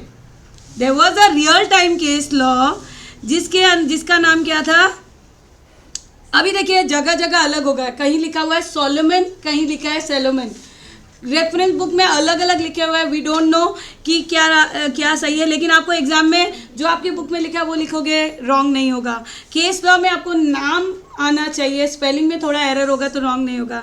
सेलोमन versus सेलोमन and company limited, बताइए तो ये क्या है? पब्लिक कंपनी है। इस केस में क्या हुआ था समझ लीजिए। इस केस में क्या हुआ, सेलोमन वॉज अ शू मेकर। कौन था सेलोमन? शू मेकर। वो अपना सोल बिजनेस चलाता था। क्या चलाता था? सोल बिजनेस में सबसे बड़ा डिसएडवांटेज क्या है? Unlimited liability. आपने अगर बिजनेस में 1 लाख रुपया लगाया है और आपके लॉसेस हो गए हैं 5 लाख रुपए के, तो क्या आपको देना पड़ेगा या नहीं देना पड़ेगा? आपको देना पड़ेगा। भले ही आपके घर में आपने अपनी कार बेची हो, घर बेच दिया, कोई लैंड बेच दिया हो, लेकिन आपका पर्सनल लाइबिलिटी आ जाता है, तो it is called as unlimited liability. तो सेलोमन का क्या था, शू मेकिंग का बिजनेस था जो कि लॉसेस में जा रहा था एंड उसको फील हुआ कि इसी तरह मैं लॉसेस करते रहूँगा तो मेरे ऊपर इतना डेट, अनलिमिटेड लाइबिलिटी आ जाएगा, तो कुछ ऐसा करना चाहिए जिससे मेरा लाइबिलिटी लिमिटेड हो जाए। तो क्या सोचा होगा उसने कि मैं अपने शू मेकिंग बिजनेस को कन्वर्ट कर देता हूँ टू अ कंपनी। तो उसने क्या किया, शू मेकिंग बिजनेस को कन्वर्ट कर दिया कंपनी में। कैसे? उसने अपना बिजनेस बेचा, जो पैसा आया उसे कंपनी फॉर्म कर लिया। क्लियर है? ओके। तो उन्होंने क्या कंपनी बनाया था? सेलोमन ने क्या कंपनी बनाया? सेलोमन ने जो कंपनी बनाया उसका नाम क्या था? सेलोमन एंड कंपनी लिमिटेड। अब क्योंकि आपको पता चल रहा है ये एक पब्लिक कंपनी है, तो पब्लिक कंपनी में मिनिमम नंबर ऑफ मेंबर्स का एक रिक्वायरमेंट है एज पर लॉ। कितना? 7। ठीक है। मिनिमम मेंबर्स कितने होने चाहिए? मिनिमम मेंबर्स 7 होने चाहिए। अब 7 मेंबर्स का जुगाड़ करना है। एंड मिनिमम डायरेक्टर्स कितने होने चाहिए? 3। Very good. मिनिमम डायरेक्टर्स होने चाहिए 3। तो अब ये मिनिमम मेंबर्स में कौन कौन था? सेलोमन था, उसकी वाइफ थी, उसके 4 सन थे एंड प्लस 1 डॉटर। हो गया क्या पूरा 7? हुआ टोटल 7? 1 1 4 5 6 7। तो ये लोग 7 उसके मेंबर बन गए। गलत हुआ ना सही? ऐसा कर सकते हैं या नहीं? कर सकते कोई दिक्कत है? कुछ फ्रॉड लग रहा है इसमें? कुछ गलत लग रहा है? कोई भी तो बन सकते हैं, जो बशर्ते इनमें से कोई माइनर ना हो। ठीक है। As long as they are eligible, तो सब कोई क्या कर सकते हैं, उसके मेंबर बन। डायरेक्टर में कौन बन गया? सेलोमन खुद बन गया, उसकी वाइफ बन गई और उसका एल्डर सन बन गया। 3 डायरेक्टर बन गए। वैलिड या इनवैलिड? वैलिड। तो अब यहाँ देख रहे हैं सेलोमन इसका क्या है? मेंबर भी है। सेलोमन इसका क्या है?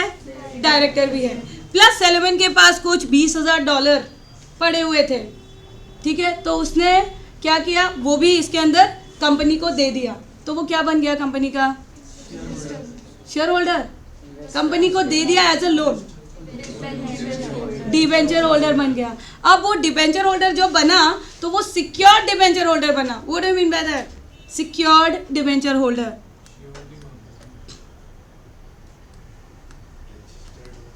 सिक्योर डिबेंचर होल्डर और डिबेंचर होल्डर में क्या फर्क होता है? सिक्योर डिबेंचर होल्डर में मैम, सिक्योर्ड डिबेंचर का जो लोन होता है वो सिक्योर होता है कंपनी के कोई एसेट से। मतलब जैसे बैंक में हम लोग लोन देते तो फिर अपनी कोई ज्वेलरी या कोई लैंड या कुछ भी मॉर्गेज में डालते हैं, वैसे ही। Very good.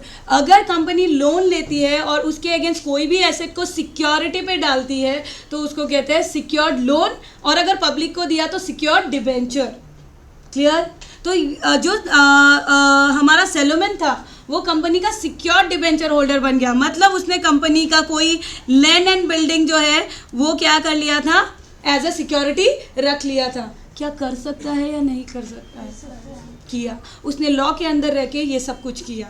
तो उसने कंपनी का मेंबरशिप भी ले लिया, कंपनी का डायरेक्टरशिप भी ले लिया और कंपनी का डिबेंचर होल्डर भी बन गया। अब कंपनी से उसको क्या क्या मिल रहा है? डिविडेंड भी मिल रहा है, कंपनी से उसको रेम्यूनरेशन भी मिल रहा है, और कंपनी से उसको इंटरेस्ट प्लस रिडम्पशन का जो पैसा है वो भी मिलेगा ही मिलेगा।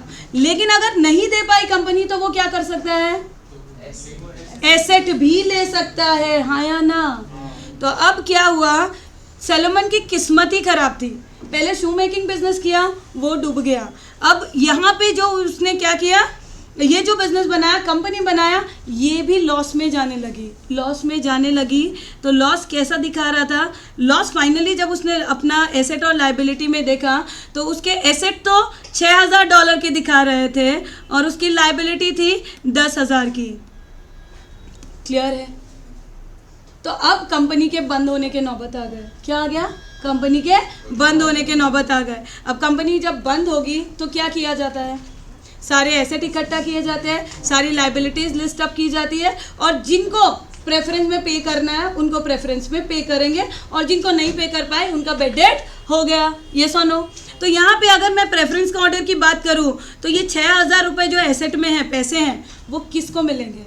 मतलब किस ऑर्डर में दिए जाते हैं? कोई आइडिया? पहले सिक्योर्ड क्रेडिटर्स को, फिर अनसिक्योर्ड क्रेडिटर्स को, फिर मेंबर्स और एम्प्लॉयज़ जो भी है, लाइबिलिटी जो भी चुकाना है, इस तरीके से इनका ऑर्डर होता है। लेकिन प्राइमरीली किसको देते हैं? सिक्योर्ड एंड अनसिक्योर्ड को। तो अनसिक्योर्ड में और सिक्योर्ड में कौन कौन होगा? सैलोमन खुद था प्लस ABCD था।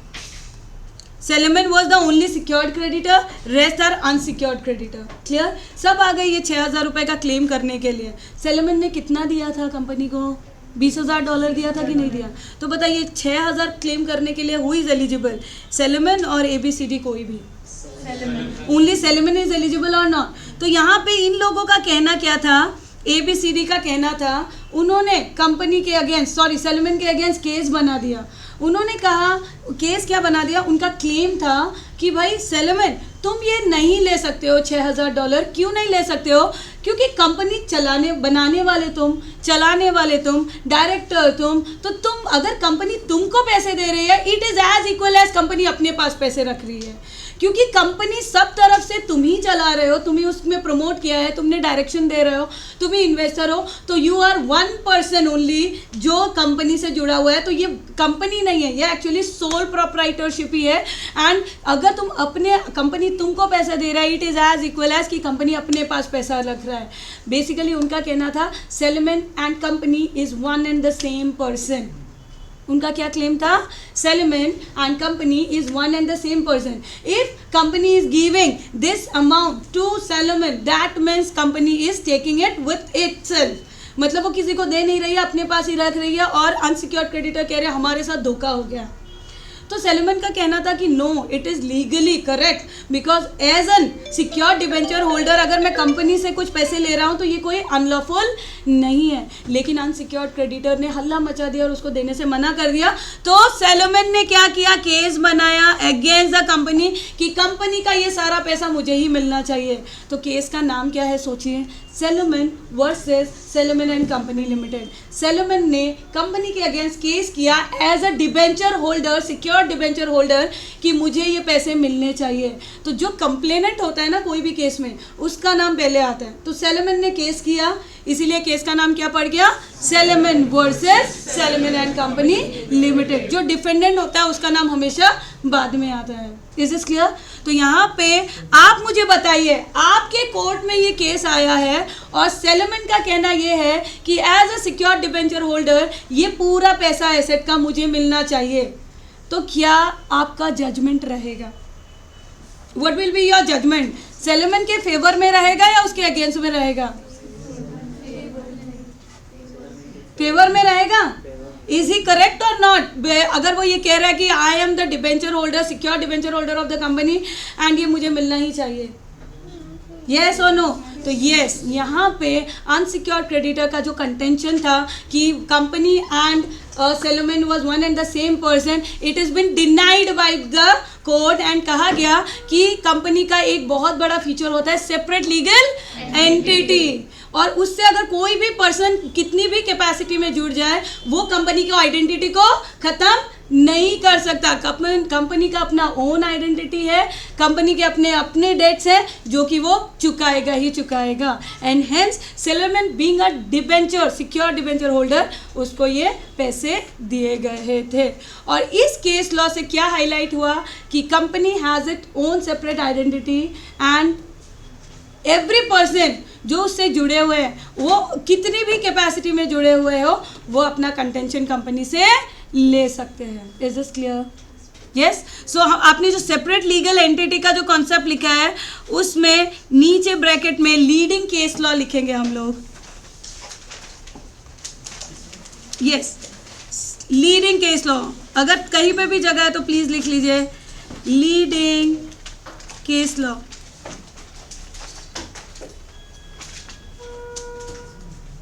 Salomon versus Salomon and Company Limited.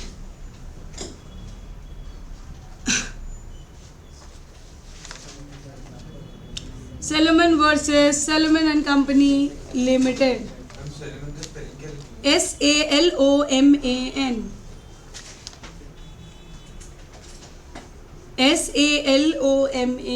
Salomon versus Salomon and Company Limited.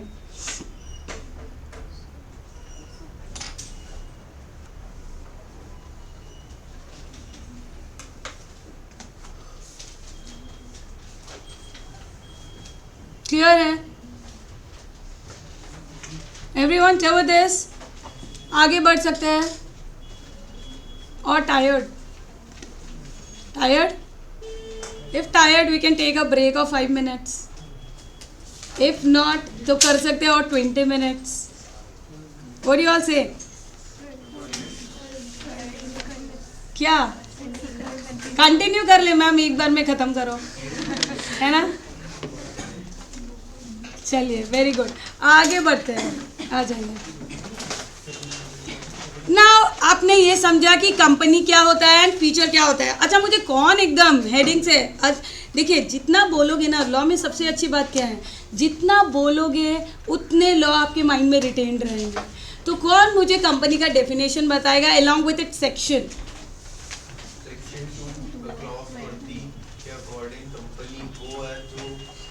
Exam में जो लिखोगे वही बोलना है। To clause 20 of Companies Act 2013. A company is a company which is incorporated and registered under the Companies Act 2013. Or any other previous company law. Very good, very nice. चलिए, अच्छा है। And मुझे फीचर्स, 5 फीचर्स कौन बताएगा company के? First feature, a company has a separate legal entity. It is distinct and separate from its members. Second is perpetual succession. Members may come, but the company will go on till its liquidation under law. Third is limited liability. The liability of members is limited. In case of company limited by shares, the liability of members is limited up to the amount unpaid on shares. Number 4, common seal. आप feature बता दो ये common seal वाला थोड़ा सा। Is it mandatory to have a common seal of a company? No. It is not mandatory to have a common seal of a company. If the company opts not to have a common seal, then of 2 directors or 1 director and 1 company will be treated as a signature of a company. Okay, next is transfer of shares. The shares of public company is freely transferable, can be freely transferable. The shares of a private company is transferable with certain restrictions or conditions. Very nice. चलिए, now let us move on to types of companies. New page, types of company. Types of companies.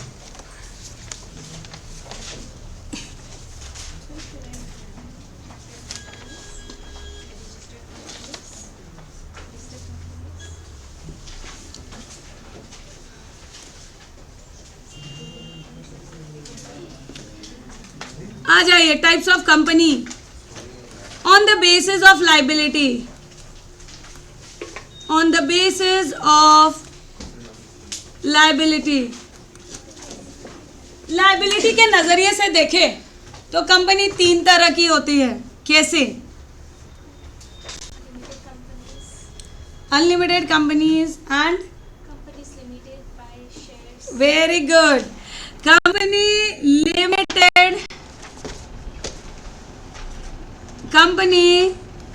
Limited by shares, then company limited by guarantee. किसी ने सुना है क्या ये नाम, company limited by guarantee?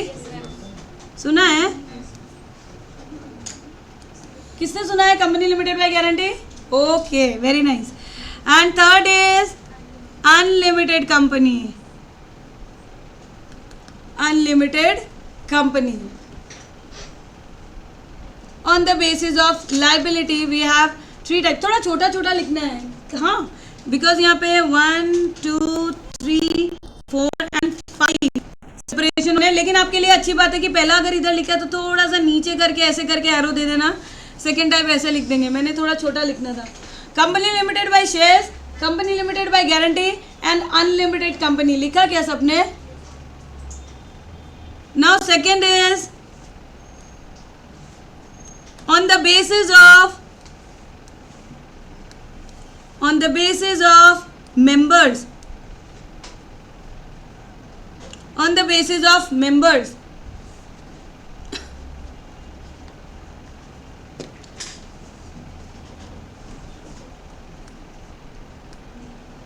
we have public company। क्या है? public company, then private company, then 1% company, 1% company। On the basis of members we have public company, private company and 1% company। अब प्राइवेट कंपनी के अंदर ही एक इसी का और एक वेरिएशन है small company, small company. Public company, private company and 1% company. Private company के अंदर ही फॉल होता है स्मॉल कंपनी का concept.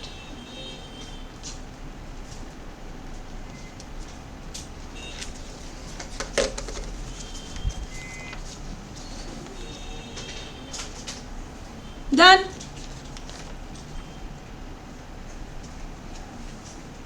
Then next is done with this. Then next is on the basis of control, on the basis of control we have 3 types। First is holding company, holding company। Second is holding के against क्या होता है? subsidiary, subsidiary company। and third concept is associate company। holding company, subsidiary company and associate company on the basis of control we have 3 types।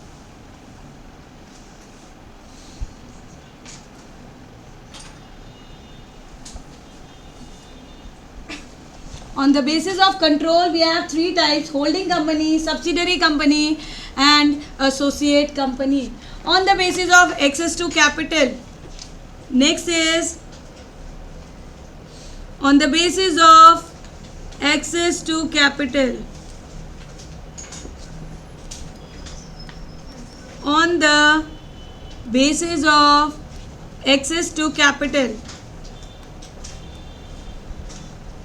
we have listed and unlisted 2 types। we have 2 types: listed company and unlisted company, listed and unlisted। lastly other companies, other companies। On the basis of capital लिखा है, access to capital. We have listed and unlisted. Next other companies में लिखेंगे we have many. We have government company, we have government company, we have section 8 company, we have dormant company, we have public financial institutions. Nidhi company भी लिख लीजिए पहले, Nidhi company, and then lastly we have public financial institutions.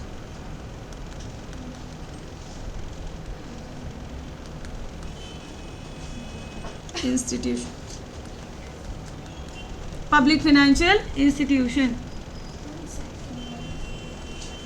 क्या second one is section 8 company.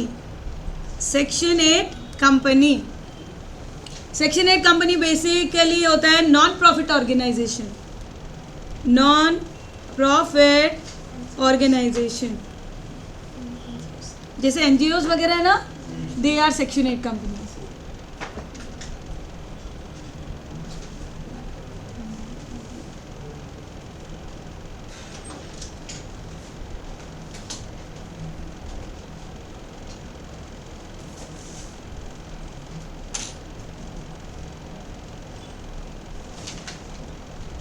So first we have on the basis of liabilities 3 categories: limited company, company limited by shares, company limited by guarantee and unlimited company. Then on the basis of members we have 3 category: public, private and 1% company. क्या हुआ आपको नहीं दिख रहा है? निधि company, NIDHI. निधि south में चलता है ये कॉन्सेप्ट. निधि मतलब क्या कहते हैं? लक्ष्मी. लक्ष्मी होती है ना, तो लक्ष्मी देने वाली company, it's called as Nidhi company.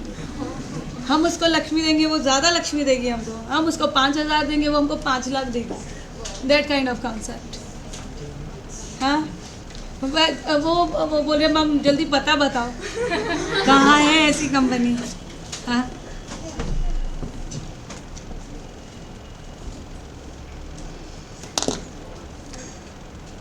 चलिए, तो ये सारे कॉन्सेप्ट है टाइप्स ऑफ कंपनीज के, right.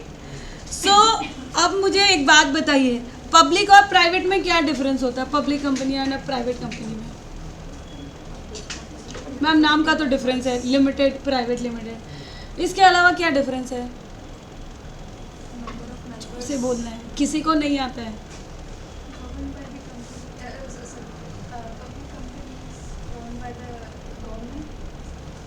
Public company is owned by the government. Okay, या गवर्न, क्या कहा आपने? ठीक है, ओन्ड बाय गवर्नमेंट. तो then what is government company? कभी सोचा है ऐसा कि एक पब्लिक, प्राइवेट, गवर्नमेंट, अच्छा पब्लिक कंपनी और गवर्नमेंट कंपनी के क्या डिफरेंस है? प्राइवेट कंपनी में 200 मेंबर्स मैक्सिमम होते हैं, पर पब्लिक कंपनी में इनफिनिट मेंबर्स हो सकते हैं because of the share holder. Unlimited हो सकते हैं. ओके, और मिनिमम मैम ऐसे कुछ कंडीशंस है. बेसिकली हम ये देख सकते हैं कि पब्लिक कंपनी बड़ा होता है, प्राइवेट कंपनी थोड़ा होता है, क्योंकि पब्लिक कंपनी में बहुत सारे लोग इन्वॉल्व हैं, प्राइवेट कंपनी में 200 तक के लिमिटेशंस हैं. तो जितने कम लोग उतना कम कैपिटल, उतना कम काम.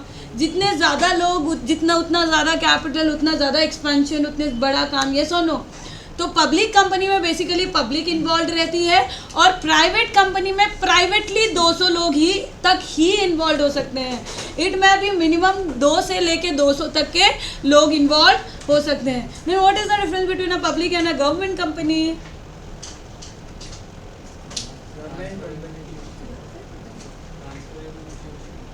Transferability of shares.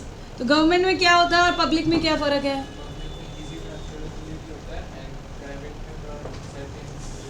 अच्छा, ओके. और मैंने अभी पूछा है पब्लिक है ना गवर्नमेंट. ठीक है, ओके, ऑल राइट. ये आपने सही कहा, प्राइवेट और पब्लिक का डिफरेंस ठीक है, बहुत बढ़िया. लेकिन पब्लिक और गवर्नमेंट में क्या फ़र्क है?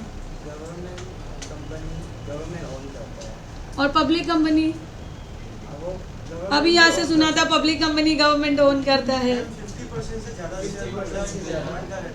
गवर्नमेंट का रहता है. किस में? पब्लिक कंपनी में.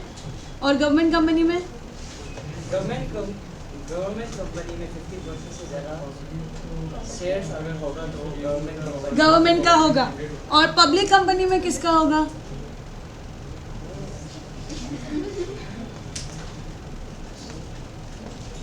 किसका होगा? पब्लिक कंपनी में 51% से 50% से ज़्यादा किसका होगा? मैम नाम गवर्नमेंट कंपनी में हमने कह दिया कि 50% से ज़्यादा गवर्नमेंट का होगा तो वो गवर्नमेंट कंपनी, तो पब्लिक कंपनी में किसका होगा? पब्लिक का होगा। पब्लिक कौन है? हम जैसे लोग हैं, या फिर पर्सन नहीं तो कोई इंस्टीट्यूशन, जिनको जिनको भी पर्सन का दर्जा दिया है वो लोग सब इन्वॉल्व हो सकते हैं। पब्लिक में सब आ जा रहे हैं। Yes right. So let us simplify private, public and government. Private company बहुत छोटा और लिमिटेड पर्सन्स के साथ काम करता है। पब्लिक पूरी पब्लिक के साथ काम कर सकता है। सब आ जाओ, जिसका मन है वो कैपिटल दे सकते हैं। चाहे आप कोई इंस्टीट्यूशन हो, चाहे आप कोई पर्सन हो, आपका सेपरेट आइडेंटिटी होना चाहिए बस। जो चाहे आप आर्टिफिशियल हो, चाहे नेचुरल पर्सन हो, कोई भी आके क्या कर सकता है। एक कंपनी, जैसे एक कंपनी दूसरी कंपनी में क्या इन्वेस्ट कर सकती है, क्या पैसा दे सकती है? हमारे रिजर्व में पैसा पड़ा हुआ है तो हमने उसको दे दिया, तो एक कंपनी भी दूसरे कंपनी को दे सकती है, राइट। लेकिन प्राइवेट कंपनी, लेकिन मैंने लगाया, प्लीज़ उस पर मत जाइएगा, क्या प्राइवेट कंपनी में कोई भी दूसरी कंपनी इन्वेस्ट कर सकती है? The answer is yes. 200 लोग की जो लिमिटेशन है उसमें कोई कंपनी भी आ सकते हैं, कोई नेचुरल पर्सन भी आ सकते हैं। It is okay. It is just that जब मैं प्राइवेट कंपनी के शेयर्स इशू कर रही हूँ ना, तो आई हैव अ रजिस्टर जिसमें मैंने 200 लोग या 50 लोग या 70 लोग, 200 तक की लिमिट में लोगों के नाम लिख लिए। वो चाहे नेचुरल पर्सन हो, चाहे वो शान हो, चाहे माधव हो, चाहे गौरव हो, चाहे लेट मी सी कृषिता हो, और क्या नाम थे, ओके ध्रुव हो और प्रिया हो, कोई भी हो, तो वो नाम रजिस्टर में पहले से आ जाएंगे। फिर जाके उनको इनविटेशन लेटर दिया जाएगा, ऑफर लेटर दिया जाएगा कि भाई हमारी कंपनी इस प्रोजेक्ट में पैसा लेना चाहती है, क्या आप देना चाहते हो कि नहीं चाहते हो, राइट। तो और पब्लिक में क्या होता है, हम खुलेआम एडवर्टाइजमेंट कर देते हैं, आओ आओ जिसको पैसा देना है, हमारा एक प्रोजेक्ट आ रहा है, इसमें जिसको पैसा लगाना है वो आ जाओ, तो कोई भी आ जाएगा। एडवर्टीजमेंट जिसने पढ़ लिया वो आके दे सकता है, लेकिन प्राइवेट में ऐसे कोई भी नहीं आ सकता है। जिनको ऑफर लेटर मिलेगा वही आएगा। अब इसमें गवर्नमेंट कब बन जाएगा, जब पब्लिक में से गवर्नमेंट, सेंट्रल गवर्नमेंट या स्टेट गवर्नमेंट आके पैसा दे देगा बहुत सारा। 50% से ज़्यादा पैसा किसने दे दिया? गवर्नमेंट ने दे दिया, तो गवर्नमेंट कंपनी हो गया। 50% नहीं, 51% आइडियली, मतलब कहने का मतलब है ज़्यादा कंट्रोल अपना बिठा लिया तो वैसे ही गवर्नमेंट कंपनी हो गया, राइट। तो ये क्या प्राइवेट कंपनी गवर्नमेंट कंपनी बन सकता है? बन सकता है, क्योंकि हमारी लिस्ट में गवर्नमेंट भी था। State government of Maharashtra, state government of Assam, उनको भी हमने ऑफर लेटर दे दिया था। उन्होंने इन्वेस्ट किया और इतना इन्वेस्ट किया कि 51% और मोर का होल्डिंग ले लिया, तो that private company becomes a government company, that public company becomes a government company. तो एक प्राइवेट, पब्लिक, कोई भी गवर्नमेंट कंपनी में कन्वर्ट हो सकता है जब भी कोई भी government, whether it is central और स्टेट, उसमें क्या करेगा, होल्डिंग ले लेगा, कंट्रोल ले लेगा। और कंट्रोल कैसे आता है? 50 मोर देन 50% या 51% यहाँ क्राइटेरिया दिया है तो वो होल्ड कर लेगा। तो बेसिकली जैसे कंट्रोल कैसे आएगा, इफ़ आई से कि अभी क्लास ओवर कर दे, तो यहाँ से अगर 50% से ज़्यादा ने कह दिया हाँ, तो क्या करेंगे, ओवर कर देंगे। अगर 50% से ज़्यादा ने कहा ना और करना है मैम, 1-2 घंटा और करा लो, तो फिर हम कैरी ऑन करेंगे, यस और नो। सो लाइक वाइज कि क्यों हुआ ऐसा, क्योंकि ज़्यादा लोगों का कंट्रोल यहाँ पे आ गया। वैसे ही अगर गवर्नमेंट का कंट्रोल आ जाए तो it will be converted to a government company. थोड़ा सिंपल मैंने कर दिया, डेफिनेशन के साथ इन डेप्थ स्टडी भी हम करेंगे। मैंने अभी ये इतनी ऊपर से बातें इसीलिए की क्योंकि मुझे अभी लिखाना नहीं है, अब मुझे पता चल गया अब इससे ज़्यादा हम ले नहीं पाएंगे, ठीक है। तो इनको हम लेके कब चलेंगे, इन डेफिनेशन को कल हम पूरा इनको, कल या अपनी नेक्स्ट क्लास में पूरे डेफिनेशंस को जितना भी हो सकेंगे कंप्लीट करेंगे, ठीक है। So what is your homework for the next class? Company and its features, बहुत छोटा सा है, आई रिक्वेस्ट प्लीज़ पढ़ लीजिएगा, ठीक है। तो जब क्लास में मिलेंगे तो हम आंसर करेंगे, जो मेरे क्वेश्चन होंगे उनको आंसर करना है। चलिए, thank you all so much for today. चलेगा